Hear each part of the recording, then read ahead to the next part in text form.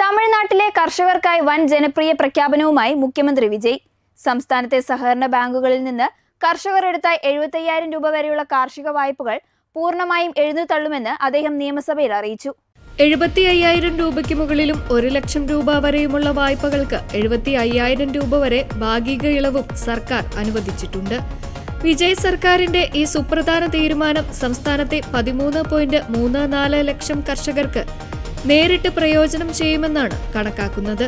കഴിഞ്ഞ മെയ് മാസത്തിൽ അധികാരത്തിലേറിയ ഉടൻ തന്നെ 50,000 രൂപ വരെയുള്ള കാർഷിക വായ്പകൾ തങ്ങളുടെ സർക്കാർ എഴുതി തള്ളിയിരുന്ന കാര്യം മുഖ്യമന്ത്രി നിയമസഭയെ ഓർമ്മിപ്പിച്ചു. കൃഷിയാണ് സംസ്ഥാനത്തിന്റെ യഥാർത്ഥ നട്ടെല്ലെന്നും കർഷകർക്ക് ലഭിക്കുന്ന പിന്തുണയെ ആശ്രയിച്ചാണ് നാടിന്റെ സമൃദ്ധി നിലനിൽക്കുന്നതെന്നും വിജയ് പറഞ്ഞു.